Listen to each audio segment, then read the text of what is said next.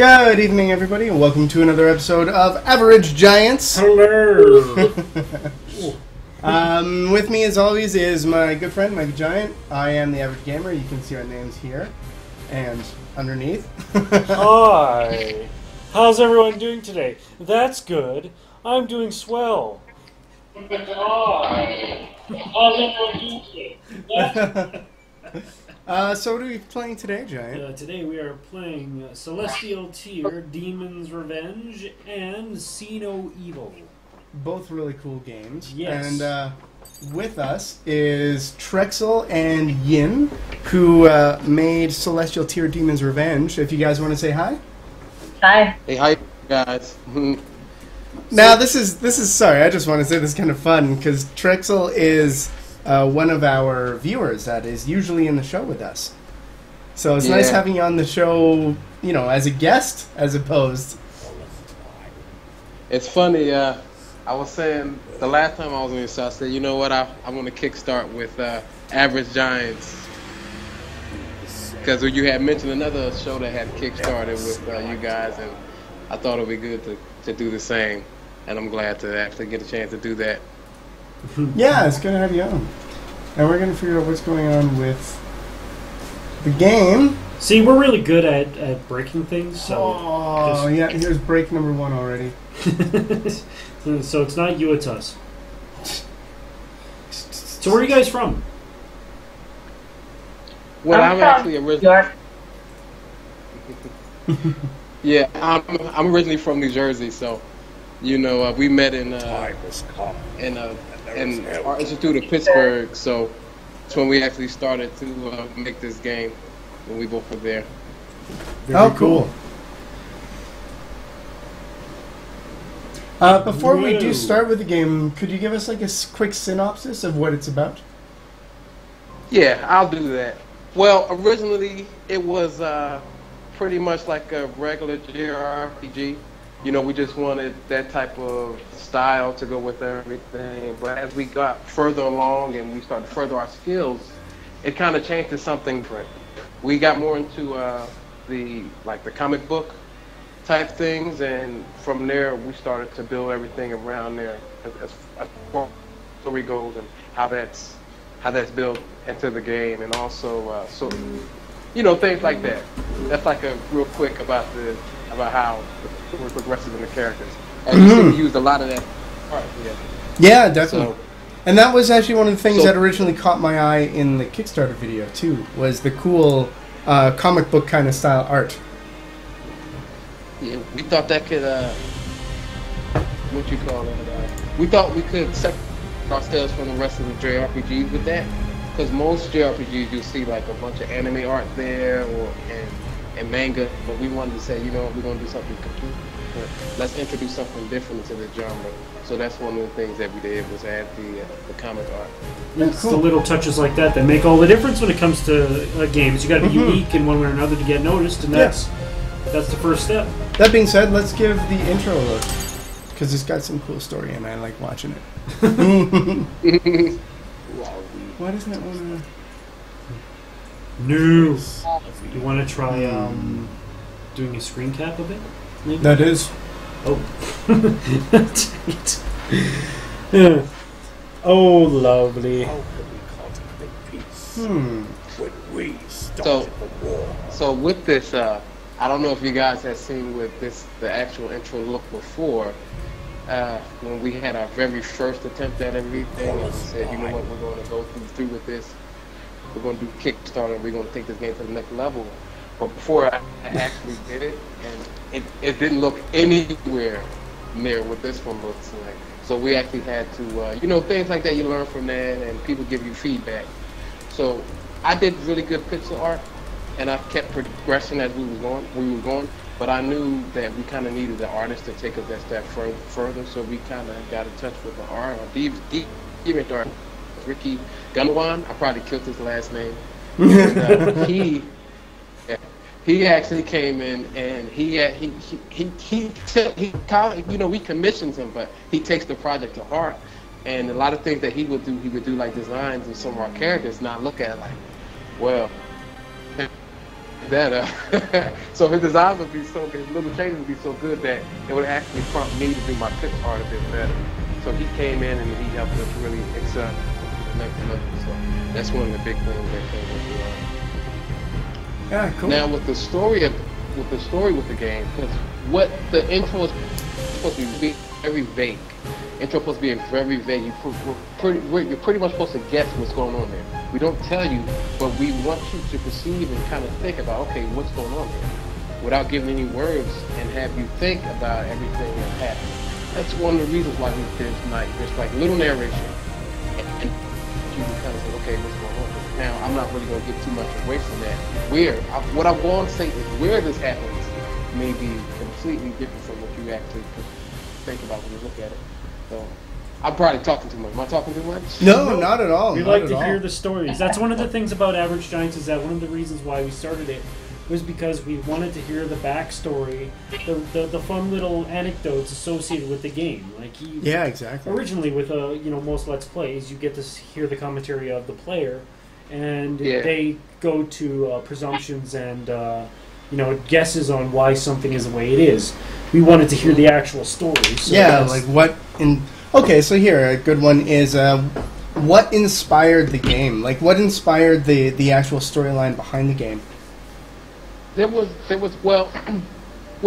is actually, it's a story to it. I was making my game, and my wife Yim was making hers. She took big inspiration from games like Suikoden and Final Fantasy VII, while I played other more obscure. I play more obscure games like Wild Arms 2. I think that's obscure, but it's not like a game that you would throw out there as one of the big games. I love Wild Arms. Yeah, I love it too. Yes. And I played games like, and I like real hard story-driven games like the Legacy of Kain series. Oh my God, you are speaking my language. The story in that game has been, I have yet to play a game that's touchable. I have yet to play a game that has such dialogue. When Kain speaks, you listen. So that type of thing with that game, it really drew me to some of the themes that we put into it. So those themes in Legacy of Kain, and it still makes you question at the very end of Defiance. Spoiler alert! I don't want to give any spoilers, but if the question it actually is, fate, is it real? Is that something that really exists, or can you change anything that actually goes on? And I really love that part of the story. So we were making both of our games, and there were some things that lacked in hers, and my game was like a complete mess, because I really built my game off of action and heroes, but I kind of tried to go to the fantasy world. And her game was pretty much more like a fantasy game. It's basically the game that we make now, but her dialogue and a bunch of her themes were kind of like what's my dialogue sucked. Really, I wanted to actually touch on that because this is obviously an RPG maker, a very well done RPG maker, but it's also completely dubbed. Like, who did the voice acting, or how much of a process was it to get all the voice acting? Well, the main voice actors that we have on here, because some of them were like just like some guys, like some voices you would see it's not as strong quality as Jagging, because those voices were like real quick. We needed something. They were very last minute. Oh, okay. Very last. So, but one of the voice actors I really like is one of my friends. His name, he goes by Hyper Voice Acting. He did the voice that's in the motion comic, the very first motion comic at the start. And then the guy Jalen Castle, we actually did auditions for voice actors on Voice Acting Alliance. Yeah, for the main characters. So we have a couple more characters that you haven't heard the voices from, but that's pretty much how the part. We did auditions, we got a bunch of them, and then we just settled on the ones that we thought really fit the characters. Yeah, cool. That's actually I have schooling in audio engineering, and one of the things we had to do was ADR for film, like doing the voice acting after the fact. And you guys have done a really good job. Like, I'm not letting much of the story go. I know we're talking over most of it, and everybody's just gonna have to pick up the game themselves if they want to find out what it is. Oh darn! What will we ever do? It is. It's very professionally done voice acting, so that's good on you. Thank you. And the thing about the voice acting with this is, in any RPG, is hit or miss with most of the audience. Because some people just prefer to come up with their own voices in their head. Especially in these retro kind of RPGs, the 2D kinds, they don't really like voice acting. They like to put their own voice to the character. That's true. We like doing that occasionally. So we have an option for that in the options menu, of course. So that's a good thing that we have there. And another big thing, because we really want to separate ourselves. You know, I love anime. I love it like the next person. But the voice acting in animes to me are always over exaggerated. What are you talking about? Yeah. And in any other media, it would be considered horrid. So that's one of the things where we said, okay, we're going to go with some voice acting. We're not going to go that route. We're going to go try to keep things within. At least you see a bit of the dark themes that we're trying to incorporate this, but not making it like. You just gave me a really good idea. Take TV shows like Friends, or just like Home Improvement or something like that, and then overdub it with the over the top English anime voice actors. Yeah, that was Oh, Ross, why have you cheated on Rachel? No, We were on a break! it was 18 pages, 2 sides. Now with the story, some of the themes that we wanted at this point, because we had the game was going to be the initial game was going to be 30 hours, and we want to throw a lot of high quality content into that. But after our last attempt on Kickstarter, we said, you know what, we want to make this game. We want to make this game now. So what we decided to do was to pack as much quality and polish into about 14 hours or more gameplay, which is half of what we decided to do before. Yeah. And with this, it's going to be since like I said, I love comics. I love comic book characters. And one of the things that we wanted to do was to kind of introduce each character and kind of bring them together into one conflict, sort of like how a bunch of the movies are made now. So the first part is going to be like an introductory to the character. They're going to solve something, and then of course they're going to solve something, and that's going to be settled. But then it's going to lead into something bigger, which is going to be the next part. So it gives you a bit of exposition for the rest of the game as it goes along. Exactly. It brings you into the world and introduces you to the character. You know, and it gives you a conclusion. There's not going to be a big cliffhanger. Whatever conflict there was will be solved, but then it's going to be something big. So, with that, I want to talk about the story without getting into too much spoilers of what's going on. And I have sort of a what do you call it? I have sort of a like it's a bunch of things to it, but I'm gonna try to simplify as much as possible. So what's happening here is you're on a planet that we call Hostile, and on Hostile, since anyone can remember, the humans have always hated the Jets, and the Jets has always been pushed to the most harshest places in the world. Now the Jets, and that's their names, that's what they're really called, have been surnamed into demons by the humans. They call them demons. They don't like the way they look. They push them to the other side of the world. They're monstrous. We don't like them. So as time goes by, that's how they always thought of things, and that's how life has always been. So as time goes on, the humans who they were very into their culture, and like their beliefs just told them not to like the Jets. So as time goes on, things start to change. They start to uncover things, and they pass, which is vast technology, and things that they started to apply to their lives. So the lives started going much quicker. The technology started to develop much quicker. They're starting to understand these things quicker. So now now that that's happening, some of their culture, some of their beliefs are starting to disappear. Sort of the same thing happened to the Jets, but the Jets, being the piece of people that they were, they learned about the past and they want to change it. This is the new generation.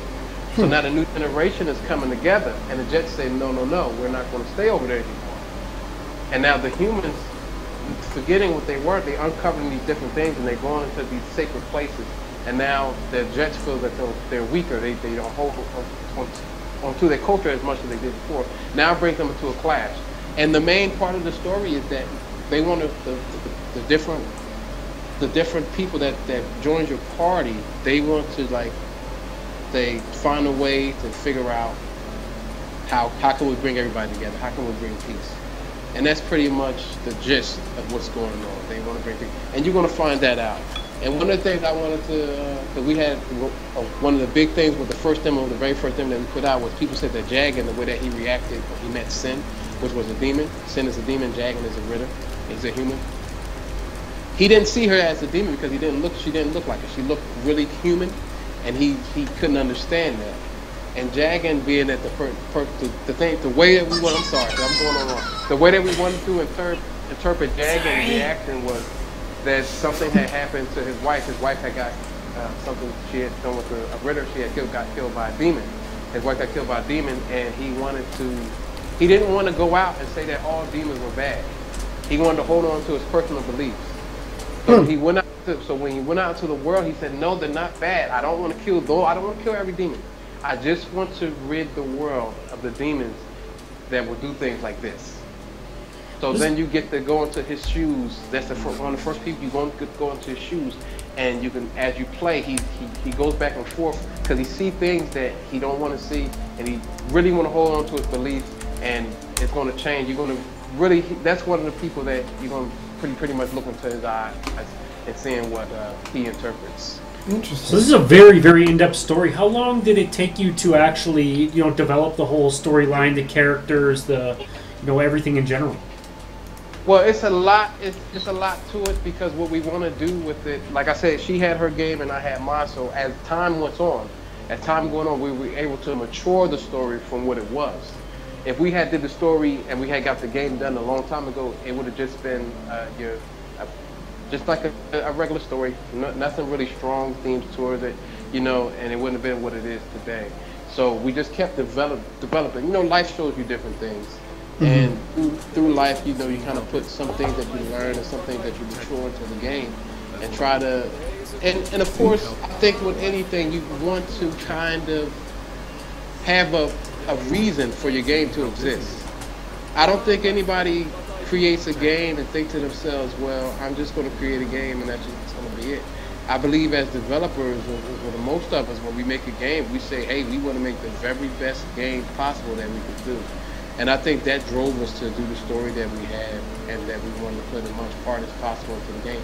Like every time I go on my computer, I said, what can I do to make this one of the best JRPGs you probably ever played? Even though it may not be that, that's one of the goals that we have and the goals that we have for games that we want to do in the future. Well, the least that it can be, is a game that's incredibly immersive and makes the person want to come back to it and continue playing it. Yeah, definitely. Because a bunch of the stories, like I said, we love comic book characters and things like that. So from this game, we want to kind of branch off. Like this is like the building blocks for the rest of the Celestial Tier, which is one of the titles for the game. Celestial Tier would be like the universe that a lot of our games that's going to come is going to be from. So with this, hopefully, we want to introduce some characters here and branch it off into different genres and different games, but really create a gaming universe within everything that we want to do. And it starts here, and hopefully this be a big enough success that we can actually do it. Definitely. Let's hope. Yeah. So one of the things, I'm not sure, can't really see the game because I'm actually on an iPod, and if I play it, it's going to play over what I'm listening to. But I don't know. Did you guys get into a battle yet? We're just out of the first main city. Oh, you're just leaving. Okay. All right. So when you get into that, I guess I can talk more about. So I guess I'm gonna talk about what you're seeing now. When you're in the first city, one of the things, the camp. One of the things that we wanted to do with that was we wanted you to feel like the camp was alive. And even a lot of things that you see now, there's still a lot that we haven't done. I don't like the conversations when you just sit there and you're looking at one character looking at one character, one character looking at another, and they're just sitting there and they're just talking and just standing still. That's going to change when if things work out the way that we need. That's going to change because I don't like that. I think there should be animation there. There's always possible animations for things like that. Even if Jagan is holding his hands on the back of his head when he's talking, just some sort of gesture there with, and of course we have the talking ports, but animation is a big thing for me because I feel as though if you're going to do a 2D game, there's lots that you can do with it and lots that you can make. The smallest things that people would just think, that's nice, like the leaves that we have falling from the trees, and our man chopping the wood, and the archers shooting the arrows at the targets, and the people going into tents. They walk around, they go into tents, and they're doing things like that. So I want everything to feel alive, that feel like that can actually have some life in it. A big inspiration of that comes from Suikoden 2. If you play Suikoden 2, you will see all these amazing animations.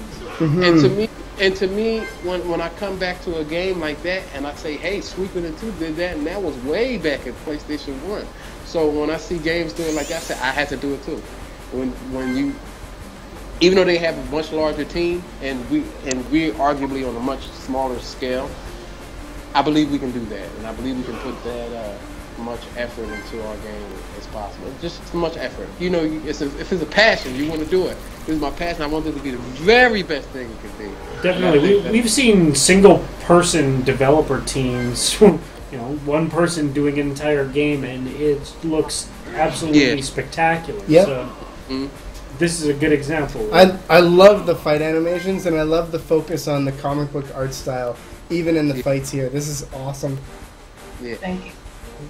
Thank you a lot. Thank you so much for that. But that's just the tip of the iceberg, because some of the things that a lot of people do not like about turn-based combat is that you wait and you attack. Right now, it's really just the basics of everything that it is. We have a lot more stuff that's actually built in that we weren't actually able to do for this demo. And some of the things with that I think we mentioned a lot is environmental interaction. Now with that, let's say you had like a tree on the map, and the tree, usually they're randomly placed. And you can act depending on the type of character you have, because again, we really wanted to go into the comic character aspect, whereas all these characters have different abilities, and they have different personalities. So they do different things. So one of the things that we wanted to do was have a way to actually interact with and make these characters' personalities come through. So with that, like let's say you had Jagan, he would actually be able to cut down a tree. Now it may not happen on the first try, it may not happen on the second time. We probably have like a percentage or something like that. And when he knocks it down, depending on if the enemy's in the way, the enemies can get crushed by it. Now they can dodge it and things like that. And then if you have a stronger character that can come in and they can pick it up and then they can throw it. So we wanted different things like that. And the enemy would actually have the ability to do the same thing. So it's a lot of, and that's one aspect of it. Another one, because I don't know how much time we have, so it's a lot of things that I have to explain. Yeah, no, we got half an hour left. That was actually one of the things I was reading was the different abilities that your group has in the day versus the night. Yeah, that also, and that's actually not in there now. But as you actually play, you will see that the day and the night actually starts to change. It starts to get darker out, and you can see that in the battles, and you can see that on the map that when it starts to get darker out, that like the screen starts to text a certain way. So you'll actually see that in the game also. I don't think you're going to play it along with a half an hour because there's actually a lot more to the game to play. I don't think you can get through that much. And then also one thing that we want to do with the environmental interaction is positioning. We don't want to have you on the grid. That's one of the things that we don't want to do. But we also going to have a certain space that you can move.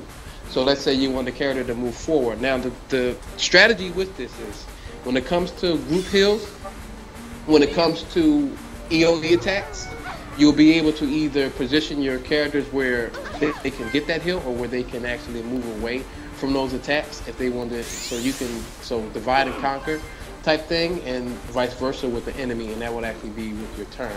Interesting. So that's one thing. So it's and the very last thing. Well, it's a bunch more to it. Of course, we have summons. We have unity attacks, and another thing that we wanted to do was the combo system. Now, this actually comes directly from Legend of Dragoon. I don't know. Ooh. With with this, because right now Jagan's quick slash. I'm not sure if you did it yet. That's actually just there in place of it, and it doesn't have all the animations that it would. Now we want to do a system really close to that. And another inspiration I took from the battle system was because of Vesperia with their magic system, where you actually press the button to cast faster. But the variation I want to have on it is I want to incorporate the Legend of Dragoon system, whereas when you click, because I really want to do, I don't know if that's like a patent thing that they have with it, where if you, with that little square that's in the middle of the screen, and when you do it, when you do a certain magic, each press you would get the next level of that spell. So each press you would get, first press you get the level 1. Oh yeah, right. Third, so it will be that type of thing with the magic. So if you have a magic character, and each character will feel remotely different. That's one thing we want to do with that also. I am thoroughly impressed by the sound effects in this game. I wanted to talk about the sound in general. Yeah, the sound effects are amazing, and the music. Who did the music? The music was done by Mark McKesh. He's actually on the. Well, Whitney knows more about Mark than I do. Tell him about Mark, Whitney. Well, he's actually a resource staff member on the RPG Maker community, the official forums, and he was placed there because he was so good at doing music. So, and that's just what he does, and he does a very good job at it. Yeah, you are not kidding. Was he hard to get a hold of, or was he on board right away? He was on board. I see why. This game is awesome. About making the soundtrack for the game. Oh, like the full soundtrack? Yeah, he wants to do the full soundtrack. Oh, bonus. He actually had remixed a bunch of our songs that we had before, like the we main had theme. older music that my brother made, and my brother's okay with him doing remixes for our game, so he did some remixes, and a lot of the stuff is original too. Cool. That's really cool. What else did I want to ask? So if people in chat want to pick this game up, is the demo available currently? I saw it's on Steam. It's on Steam Greenlight right now, but is there anywhere that they can find the demo if they want to play it themselves? Yeah, I actually just redid the main website, so you can just download it off the front page of that. Cool. Do you want to link that? Yeah, I'll do that. I'm gonna get that right now. Oh, worm! I just swam. That was cool. This is awesome. I love this. I don't want to do the storyline. I just want to go through and do all the cool stuff. There's so much to find here. I don't know. Well, you can. You're not going to get through everything. No, you're not going to get through everything. There's a lot of secrets and stuff in this demo that you can Excellent. Good. Give me reasons to play it for hours and hours. There's actually we have so many mechanics in the game. The push and pull mechanic with puzzles. We have the picking up and the throwing with and that's my inspiration for Wild Arms 2. Wild Arms 2, you didn't just go through a dungeon. You explored it. You did puzzles. You pushed and pulled. You used tools. You did things like that, and I love that aspect.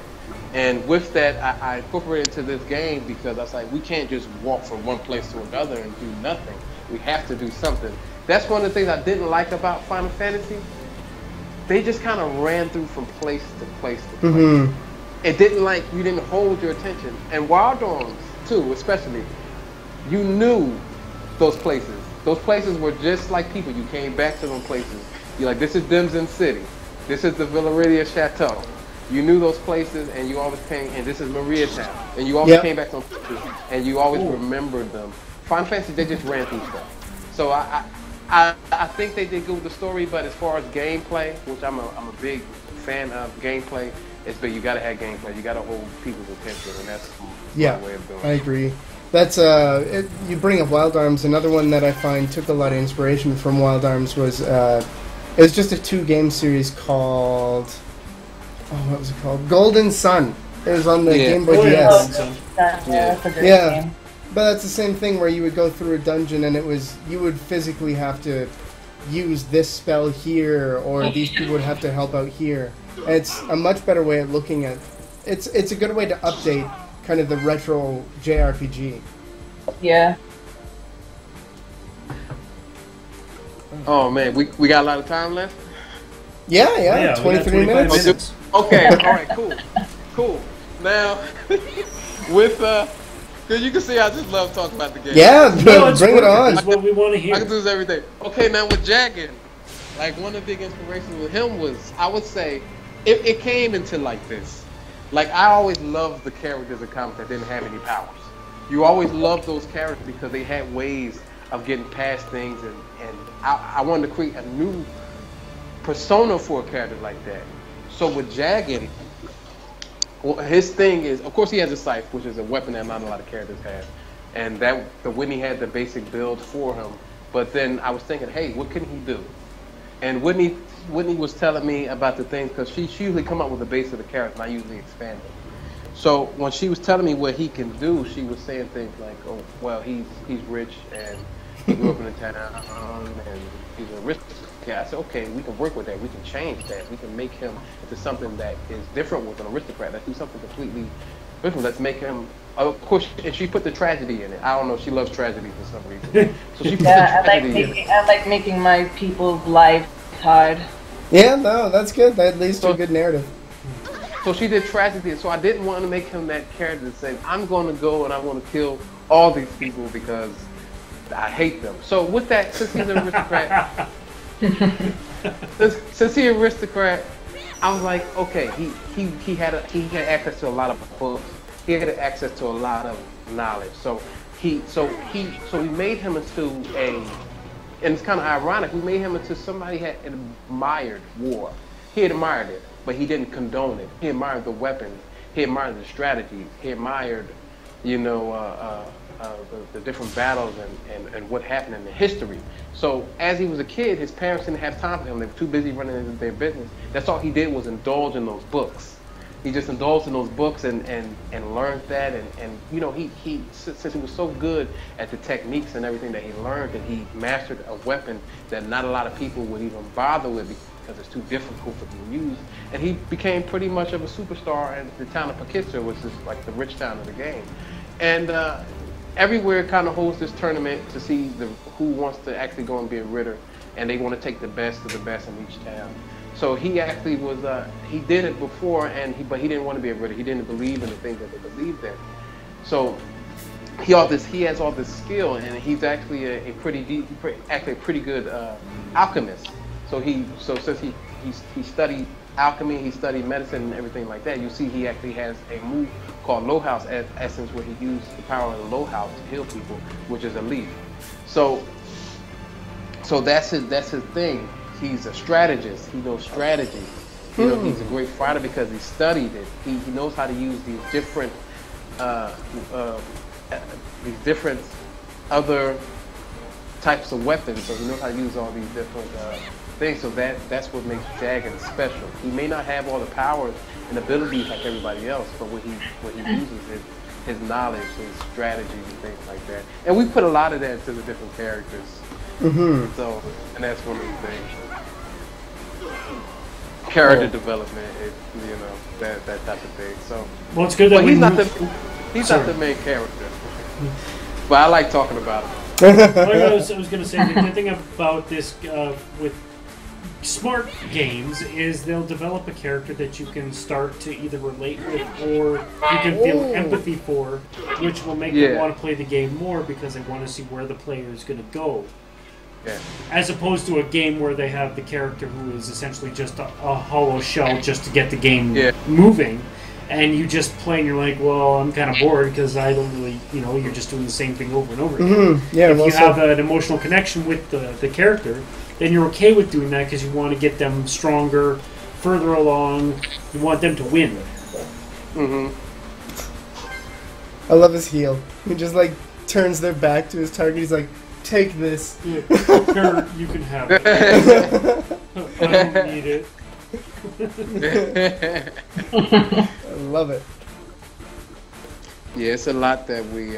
And another thing, I don't know if you guys seen that on the YouTube or things like that. It's another what we want to do with cutscenes is we want to and then you're gonna see that in the next trailer that we're gonna do. But when we do cutscenes, we usually do those sprited.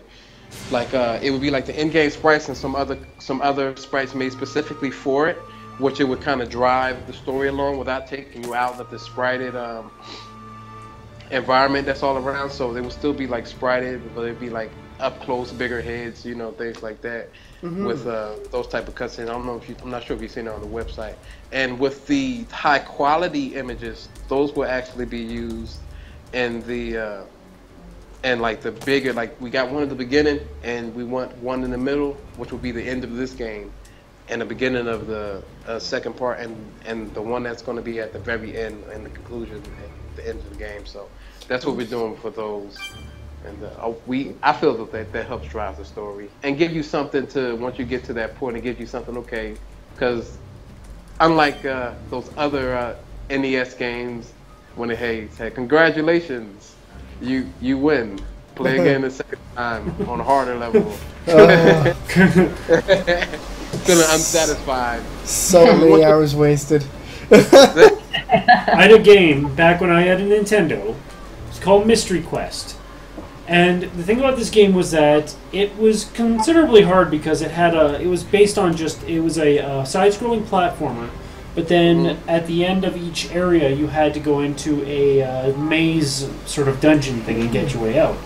Now the thing is that once you beat the game, get through all 4 areas with the mazes, it says, congratulations, to see the real ending, you play again. You had to beat it. Yeah. You had to beat it 3 times in a row to see the real ending.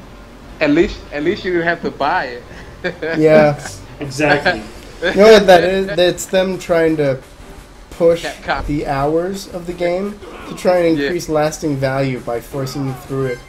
It's like a lot of, like Ocarina of Time is actually pretty bad for this, but where you would have to gather things from like other sides of the map is meant to make the game longer by doing meaningless busy work.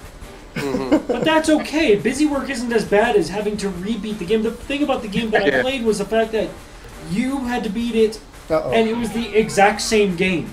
There was nothing different. At least with Super Mario Brothers, you play again and it changes the bad guys to the World 8 bad guys. Or in other ones where, like, say, Master Quest for Ocarina of Time. If you beat it, for later on, they gave you the option of Master Quest, which was ridiculous. Yeah. At least it gave you something new. Back to life.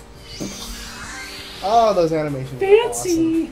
Awesome. I'm glad you like those animations, even though that we actually got to go back and do some tween frames where he runs. He needs like a in-between animation between when he runs and he runs back and dodging. Like it's a bunch of polish that we want to put into it. You can really just make him run, and once he hits, you can make him jump backwards or something back in. Because that, and another big thing that we actually have is, like, when you see this game, we want you to say, okay, this is an RPG. A lot of times when people see the game, they say, hey, it's an RPG Maker game, which we really don't have too much problem with it. It's just kind of like the stigma that goes along with that. Since a lot of people use, like, and I've seen it too, like on Steam, they use like a bunch of the RTP to make the game, and they put it on Steam, and that gives the engine a bad name. But the engine is just as real as the engine as any other engine. There's Ruby coding. Everything that you have to do that's extra within the within the program is coding. You can code a platformer with RPG Maker. You can code a shooter with RPG Maker. Yeah, and a lot of people don't really get that. Yeah, so that's one thing. We want you to see this as a game rather than an RPG Maker game. Because even when we say you don't see the game, and you say, hey, that's a Unity game. you say, hey, that's a game. So that's one thing that we want to try to get away from. Totally. Yeah, and it's funny. It's an unfortunate stigma because a lot of good games have come out of RPG Maker as well. Yeah. I think it's starting to go away a little bit. Yeah. I think, like, without the fact that they have Unreal 4 coming out and Unity is so popular and there's a lot of freaking crazy good games. Bottom line, game development is becoming, it's like one of the fastest growing jobs in the States right now. And RPG Maker is a great way to get into it and hone your skills once you have gotten into it. Well, if I would say it's I even can't say that. It depends on what type of game you're trying to make. Yeah. Because RPG Maker is okay as far as development. If you don't have a lot of money, it only costs a certain much to get a license to be able to use all the assets in it and sell it. But it's like, to what point are you going to make the game? Because even when you get into it, if you're going to make the game with all RTP.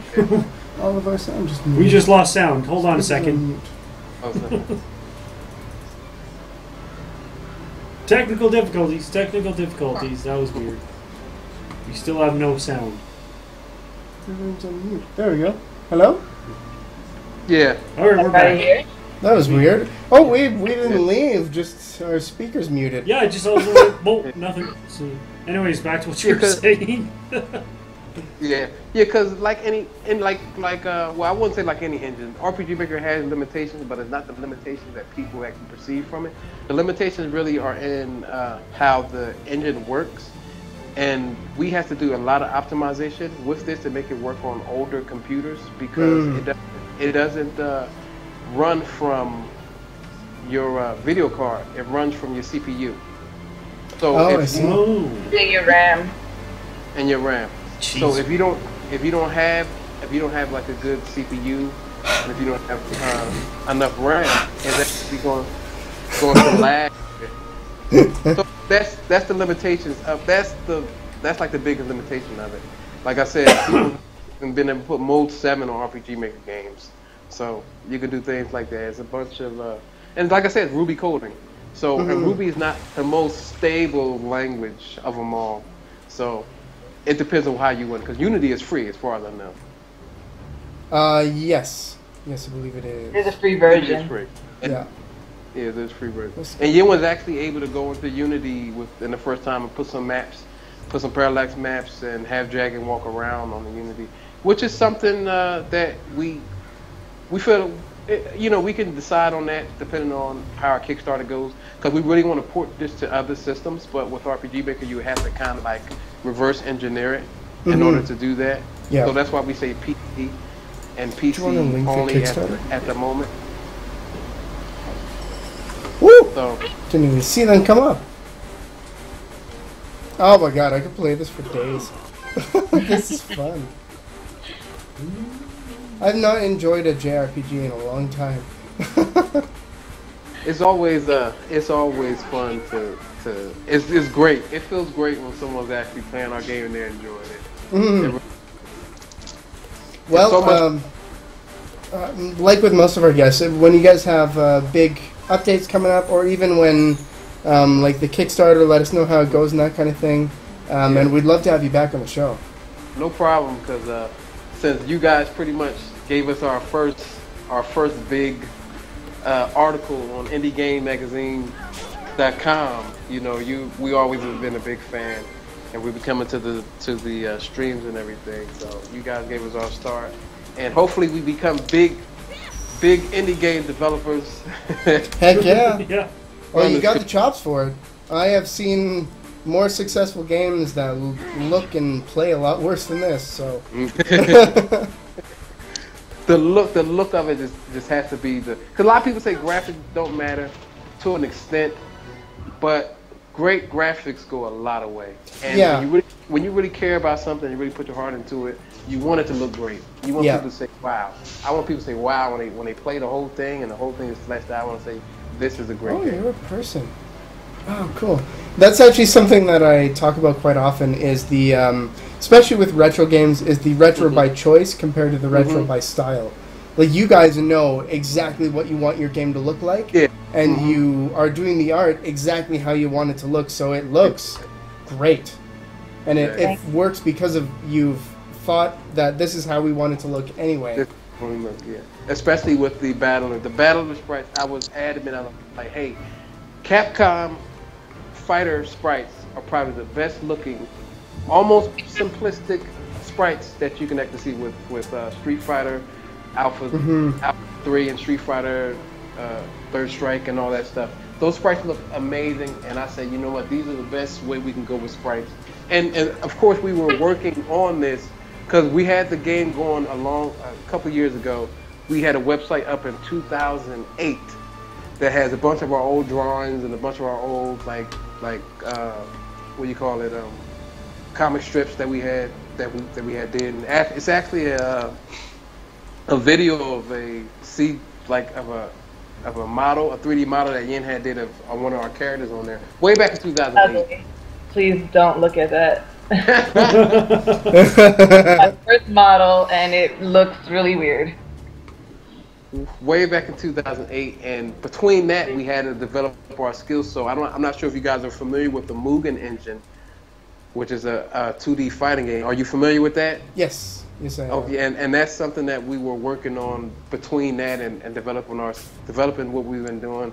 And then when we got to the point of where we are now, we got back into it, and that's why the game looks the way it does, because we went back and we started working on things and getting to this point.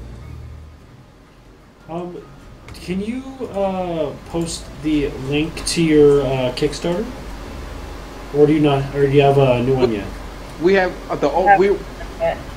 Because I found the old one. Yeah. Yeah. She could post a link to the landing page, because the landing page actually has a lot of information regarding that on there. Perfect. We actually have a what do you call it, a contest going on right now. We have a couple of entries for that, and with the contest, you actually can get a piece of art done by our artist Ricky Ganawan, and we're going to give you a poster with that, and you can actually win the game in the contest. So it's a fun really contest. Cool. We got a couple of entries already, and it's going pretty well. That's good. Yeah, we'll post all the links. If you want to post them, I'll repost so that they can. So they're clickable. Yes, they're clickable. Hitbox. So you guys have any more questions for us? I think I answered a lot of them. yeah.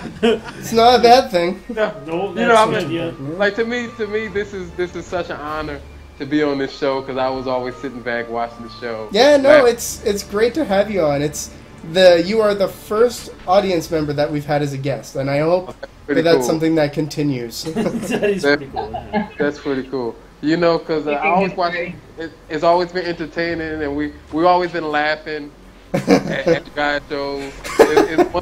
It's one thing I was laughing. You guys had talking. It's one Kickstarter video. You guys said Wonky Donkey, and I was just cracking up. And then the next game came up. I'm like, oh man, I know they're not gonna say it, but this game is Wonky Donkey.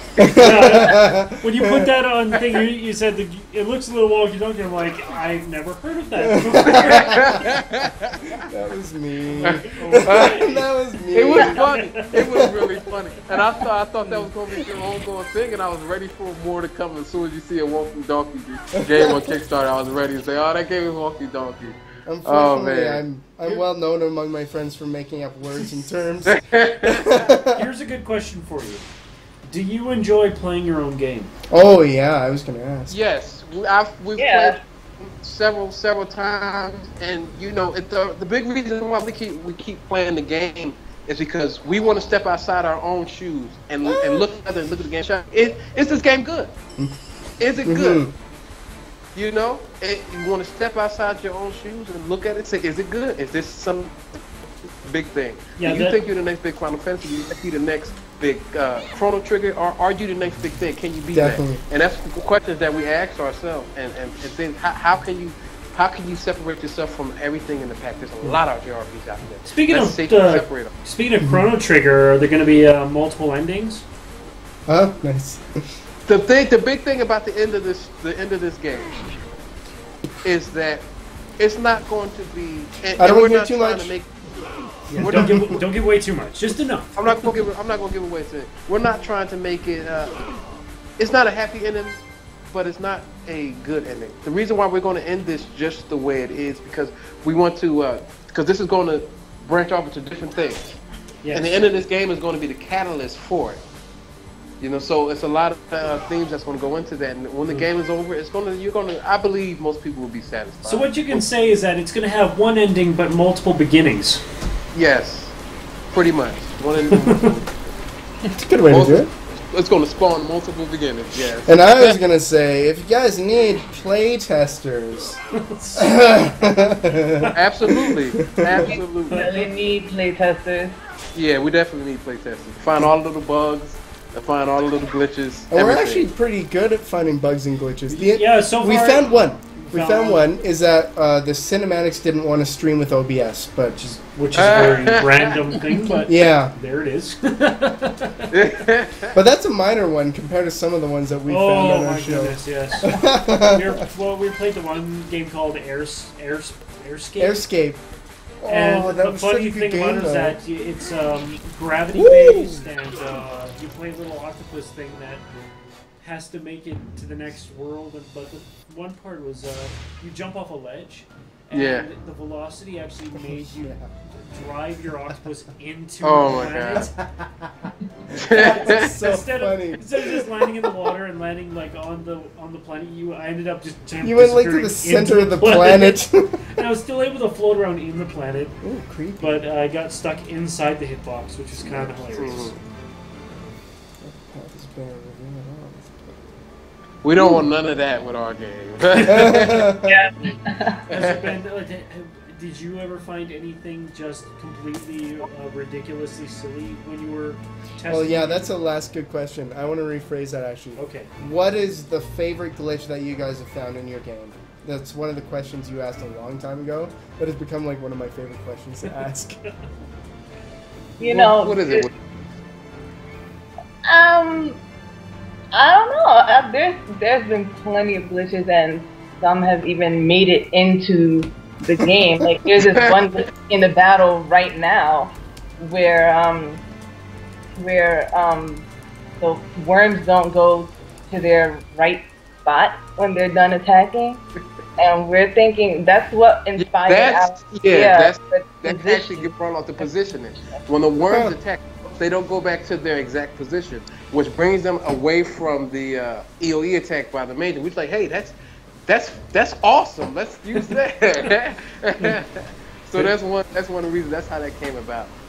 But I think there was a glitch that we were laughing about when I guess this is not a glitch, but if you choose our mid, like the wolves would just kind of like jump on in a really awkward way, and you have to see it in order to know what we're talking about. Well, but that's interesting.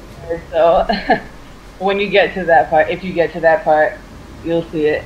It's very noticeable. Oh yeah. Everybody laughs at the part where if you take the mage and the and Quint and you go there and the wolf like mauls her. Everybody gets a kick out of that. It sounds like a very odd thing. Maggie, so you're probably gonna see the Maggie soon. Oh, he did take Maggie. Yeah, Maggie and Ahmed. Mm-hmm. Well, that about does it for that's it for the first segment. Thank you guys for being a part No of this. It was a blast. Mm-hmm. We didn't have enough time. Like I said, we would love to do more with you guys, so if you have any major changes, anything like that, any announcements, or even, you said you have your contest going on, so even when that's done, maybe we'll do a follow-up episode. I will save this right now so we don't lose any program. Save. Save. Okay. Have it. We're good. We are good. Okay, but yeah, so in the future, make sure to hit us up because we'd love to have you back on the show. No problem. And everybody, this was Celestial Tier Demon's Revenge. So go check them out. I put up the Steam Greenlight link, so everybody click on that one. I will drop this bomb. I'm not a big fan of JRPGs. I used to love them when I was a kid. Not so much anymore, but this game I would love to play to completion because it was a lot of fun. This is awesome. Renew your love. Mm-hmm. I want to keep letting you try it as we go along, because the big thing with JRPGs is that action aspect of the turn-based battle, and a lot of people get really bored with that, and that's something that we want to kind of take out of that. So definitely going to keep throwing it at you. Definitely. Okay. Well, Yin, Trex, thanks so much for joining us. Hello. Everybody else, we're going to be back in a couple minutes here, and we're going to have See No Evil. See No Evil. All right. Awesome. All right. Thanks, guys. Thank you. Thank you.